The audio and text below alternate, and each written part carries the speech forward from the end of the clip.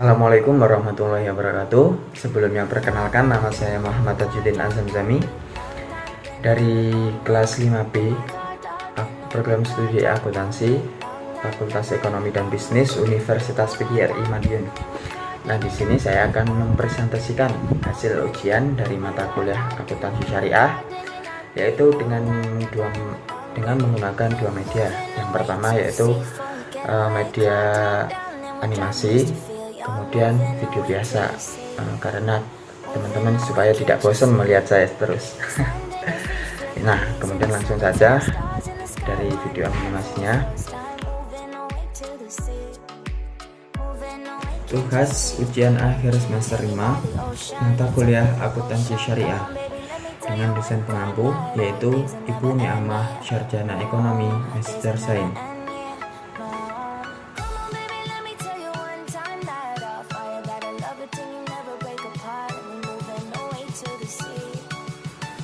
Pertanyaan yang pertama, bagaimanakah ketentuan syariah akad mudharabah, khususnya objek akad mudharabah yaitu kerja atau dari pihak mudharib?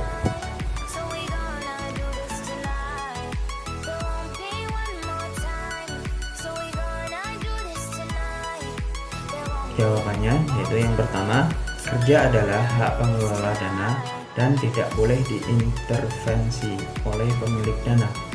Yang kedua, pengelola dana harus menjalankan usaha sesuai dengan syariah.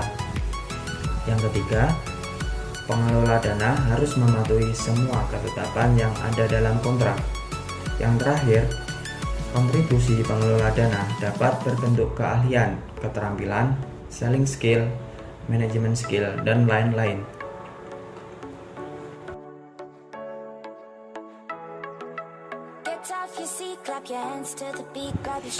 Kemudian pertanyaan yang kedua, diketahui sebagian data keuangan dari suatu usaha yang dibangun melalui akad mudharabah sebagai berikut. Penjualan 5.750.000, HPP 3.500.000, biaya 1.425.000. Sedangkan jika kedua belah pihak yaitu antara sahibul mal dan mudharib menyepakati bagi hasil dengan nisbah 10:90, maka hitunglah bagian keuntungan yang akan diterima masing-masing sahibul mal dan mudharib.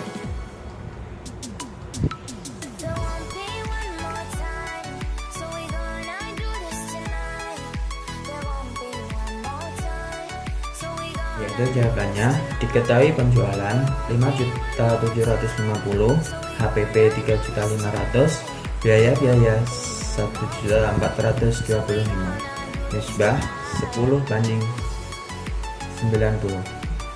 Jawab, dari laba bruto penjualan dikurangi HPP yaitu 5.750.000 dikurangi 3.500.000 adalah 2.250.000. Kemudian laba neto, hasil dari laba bruto dikurangi biaya-biaya yaitu 2.250.000 dikurangi 1.425.000 sama dengan 825. Nisbah 10:90 atau 10 tambah 90 adalah 100. Sahibul mal yaitu 10 dari laba neto dikali sahibul mal atau 10/100 sama dengan 82.500.000.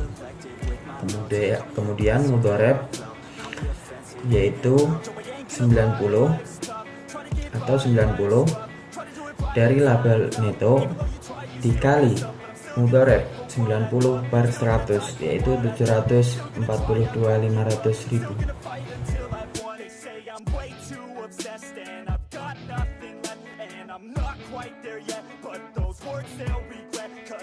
Selanjutnya pertanyaan yang ketiga, susunlah jurnal atau dari sisi perusahaan bentukan mitra aktif atas transaksi akad musyarakah sebagai berikut. Pada tanggal 1 Desember 2020, Nyonya Laila selaku mitra aktif menyetorkan modal senilai 25 juta.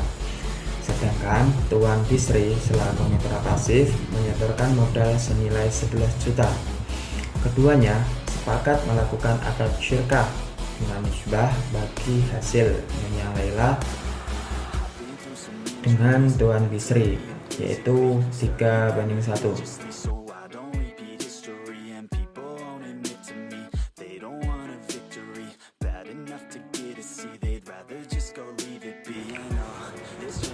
Yaitu jawabannya pada saat menerima investasi musyarakah disetujui 1 Desember 2020, dicatat jurnal sebagai komitmen Tuan Bisri sebesar pembiayaan yang disetujui, kas 11 juta, kemudian investasi musyarakah 11 juta, kontrak komitmen pembiayaan musyarakah 11 juta, hak komitmen pembiayaan musyarakah 11 juta.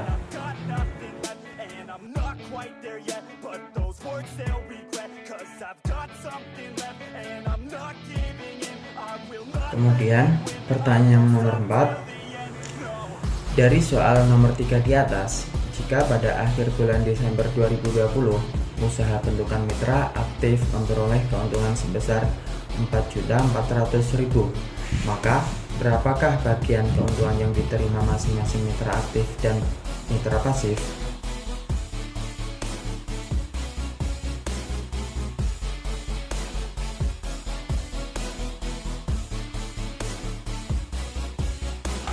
Jadi jawabannya berdasarkan data di atas, keuntungan yang diterima mitra Nyonya Laila sebesar 75% dikali 4.400.000, yaitu 3.300.000. Berdasarkan data di atas, keuntungan yang diterima mitra pasif atau Tuan Bisri sebesar 25% dikali 4.400.000, hasilnya 110.000.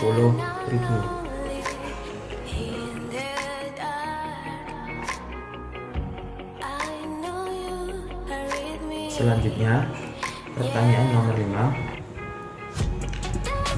Tuan Ganes menginvestasikan uangnya sebesar 15 juta untuk usaha mebel yang dimiliki Tuan Angger dengan akad kerjasama, yaitu akad mudharabah, selama periode akad 2 tahun serta nisbah yang disepakati Tuan Ganes. Tuan Angger adalah 1:3. Setelah berjalan kurang lebih 2 bulan, usaha tersebut membutuhkan tambahan dana. Atas persetujuan Tuan Ganes, maka Tuan Angger menginvestasikan modalnya sebesar 3.750.000. Barulah menjadi akad apakah jika Tuan Angger ikut menginvestasikan modalnya berdasarkan kesepakatan kedua belah pihak. Jika pada tahun pertama usaha mebel tersebut memperoleh laba sebesar 6 juta, maka berapakah bagian keuntungan yang diterima masing-masing Tuan Ganes dan Tuan Angger?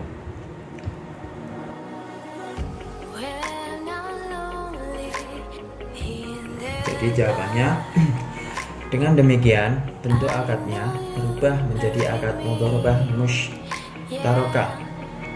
Hasil investasi dibagi antara pengelola dana dan pemilik dana sesuai nisbah yang disepakati. Bagian Tuan Ganes yaitu 25% atau 1/4 dikali 6 juta sama dengan 1.500.000. Kemudian bagian Tuan Angger 75% atau 3/4 dikali 6 juta sama dengan 4.500.000. Kemudian bagian hasil investasi setelah dikurangi, untuk pengelola dana tersebut 6 juta dikurangi 4.500.000 dibagi antara pengelola dana sebagai musyarik dengan pemilik dana sesuai dengan porsi modal masing-masing. Bagian Tuan Ganes 15 juta dibagi 18.750.000 dikali 1.500.000 sama dengan 1.200.000. Kemudian bagian Tuan Angger sebagai pengelola dana akan memperoleh 4.500.000 ditambah 300.000 sama dengan 4.800.000. Dan Tuan Ganes sebagai pemilik dana akan memperoleh 1.200.000. Kemudian selanjutnya nomor 6, pertanyaan nomor 6. Bagaimanakah penetapan margin keuntungan antara pembeli dan penjual dalam akad murabahah? Nah, di sini yang dimaksud dengan penetapan margin secara teknis yaitu persentase tertentu yang ditetapkan per tahun, perhitungan margin keuntungan secara harian. Maka jumlah hari dalam setahun ditetapkan 360 hari. Perhitungan margin keuntungan secara bulanan, maka setahun ditetapkan 12 bulan. Referensi margin atau keuntungan, yang dimaksud dengan referensi margin keuntungan adalah margin keuntungan yang ditetapkan dalam rapat ALCO Bank Indonesia. Margin keuntungan ditetapkan berdasarkan pertimbangan berikut. Yang pertama, direct competitor market rate adalah tingkat margin keuntungan rata-rata perbankan syariah atau tingkat margin keuntungan rata-rata beberapa bank syariah yang ditetapkan dalam rapat ALCO sebagai kelompok kompetitor langsung. Kemudian yang kedua, indirect competitor market rate adalah tingkat suku bunga rata-rata perbankan konvensional yang dapat rapat ALCO ditetapkan sebagai kelompok kompetitor tidak langsung. Kemudian yang ketiga, expect competitive return for investor adalah target bagi hasil kompetitif yang diharapkan akan diberikan kepada dana pihak ketiga. Kemudian yang keempat, accurate cost adalah biaya yang dikeluarkan oleh bank yang langsung terkait dengan upaya untuk memperoleh dana pihak ketiga. Kemudian yang terakhir, overhead cost adalah biaya yang dikeluarkan oleh bank yang langsung terkait dengan upaya untuk memperoleh dana pihak ketiga. Kemudian yang dimaksud dengan penetapan harga jual adalah setelah memperoleh referensi margin keuntungan, bank melakukan penetapan harga jual. Harga jual adalah penjumlahan harga beli atau harga pokok atau harga perolehan bank dan margin keuntungan. Kemudian pengakuan angsuran harga jual. Angsuran harga jual terdiri dari angsuran harga beli atau harga pokok dan angsuran margin keuntungan. Selanjutnya, pertanyaan nomor 7, yaitu jelaskan konsep akad salam yang menjadikannya dianjurkan dalam syariah Islam. Di sini akad salam adalah akad jual beli di mana barang akan diserahkan pada jangka waktu tertentu sesuai kesepakatan. Namun, modal atau sejumlah harga barang diserahkan di awal atau di mana pembeli membayar terlebih dahulu atas suatu barang yang spesifikasinya dan kuantitasnya jelas, sedangkan barangnya baru akan diserahkan pada saat tertentu di kemudian hari. Akad ini pada masa Rasulullah ditunjukkan untuk membantu permodalan petani atau pemilik kebun. Maka dari itu akad ini lebih banyak untuk komoditi hasil bumi. Selanjutnya pertanyaan nomor 8. Kondisi apa sajakah yang menjadi penyebab berakhirnya akad istina? Jawabannya yaitu akad istina bisa berakhir berdasarkan kondisi seperti berikut. Yang pertama, tidak terpenuhinya kewajiban secara formal oleh kedua belah pihak. Kemudian yang kedua, persetujuan kedua belah pihak untuk menghentikan kontrak. Kemudian yang terakhir, pembatalan hukum kontrak. Ini jika muncul sebab yang maksud untuk mencegah dilaksanakannya kontrak atau penyelesaiannya dan masing-masing pihak dapat membatalkannya. Selanjutnya pertanyaan nomor 9. Jelaskan syarat harta kekayaan yang wajib dizakatkan atau objek zakat. Di sini yang dimaksud zakat adalah sebagian harta yang dikeluarkan menjelang hari raya Idul Fitri dengan takaran yang telah ditentukan. Harta zakat yang wajib dizakati memiliki syarat-syarat tertentu yang harus dipenuhi, yaitu yang pertama, kepemilikan yang sempurna. Harta yang dimiliki secara sempurna maksudnya pemilik harta tersebut memungkinkan untuk mempergunakan dan mengambil manfaatnya secara utuh sehingga harta tersebut di bawah kontrol dan kekuasaannya. Harta yang didapatkan melalui proses kepemilikan yang dibenarkan oleh syarat seperti hasil usaha perdagangan yang baik dan halal, harta warisan, pemberian negara atau orang lain, wajib dikeluarkan zakatnya apabila sudah memenuhi syarat-syaratnya. Sedangkan harta yang diperoleh dengan cara yang haram seperti hasil merampok, mencuri, dan korupsi tidaklah wajib dikeluarkan zakatnya. Bahkan harta tersebut harus dikembalikan kepada pemiliknya yang sah atau ahli warisnya. Kemudian yang kedua, berkembang atau produktif atau berpotensi produktif. Yang dimaksud harta yang berkembang di sini adalah harta tersebut dapat bertambah atau berkembang bila dijadikan modal usaha atau mempunyai potensi untuk berkembang, misalnya hasil pertanian, perdagangan, ternak, emas, perak, dan uang. Kemudian yang ketiga, mencapai nisab. Yang dimaksud dengan nisab adalah syarat jumlah minimum harta yang dapat dikategorikan sebagai harta wajib zakat. Kemudian yang keempat, melebihi kebutuhan pokok. Kebutuhan pokok adalah kebutuhan minimal yang diperlukan untuk kelestarian hidup. Artinya, apabila kebutuhan tersebut tidak dapat dipenuhi, yang bersangkutan tidak dapat hidup dengan baik atau layak, seperti belanja sehari-hari, pakaian, rumah, perabot rumah tangga, kesehatan, pendidikan, dan transportasi. Syarat ini hanya berlaku bagi masyarakat berpenghasilan rendah atau di bawah standar minimum daerah setempat. Tetapi, yang lebih utama adalah setiap harta yang mencapai nisab harus dikeluarkan zakatnya. Mengingat selain fungsi zakat untuk mensucikan harta juga memiliki nilai pendidikan kepada masyarakat luas, bahwa semua yang ada di tangan kita tidak selalu menjadi milik kita.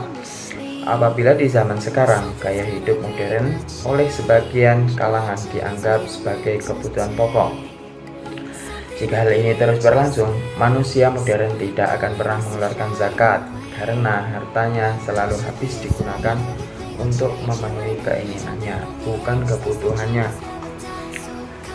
Kemudian syarat yang kelima yaitu terbebas dari utang. Orang yang mempunyai utang, jumlah utangnya dapat digunakan untuk mengurangi jumlah harta wajib zakat yang telah dinisab.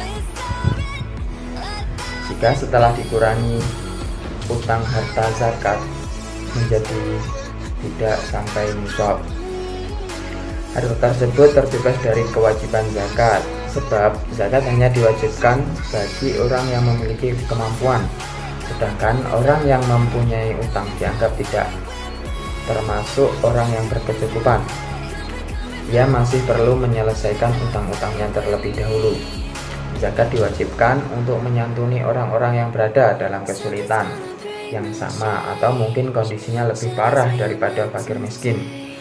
Yang keenam, kepemilikan 1 tahun penuh atau haul. Maksudnya adalah bahwa masa kepemilikan harta tersebut sudah berlalu selama 12 bulan Komariah menurut perhitungan tahun Hijriah. Persyaratan 1 tahun ini hanya berlaku bagi ternak, emas, uang, harta benda yang diperdagangkan, dan lain sebagainya. Sedangkan harta hasil panen atau hasil pertanian, buah-buahan, rikas atau barang temuan, dan harta lain yang dikiaskan atau dianalogikan pada hal-hal tersebut, seperti zakat profesi tidak disyaratkan harus mencapai 1 tahun. Dengan kata lain, tidak semua harta yang kita miliki itu semua wajib dizakati, tapi ada syarat-syarat yang harus dipenuhi, seperti yang telah disebutkan di atas. Kemudian pertanyaan yang terakhir, nomor 10. Tuliskan secara singkat ide penelitian mengenai wakaf dan apa yang menarik dari ide tersebut. Jawabannya yaitu analisis pengelolaan wakaf produktif rumah sewa. Hal yang menarik dari ide tersebut adalah wakaf produktif harta benda atau pokok tetap yang diwakafkan untuk dipergunakan dalam kegiatan produksi dan hasilnya disalurkan sesuai dengan tujuan wakaf. Sekian dari annotation yang telah diberikan dari dosen pengampu. Kalau ada salahnya, kurang lebihnya mohon maaf. Akhiran wassalamualaikum warahmatullahi wabarakatuh.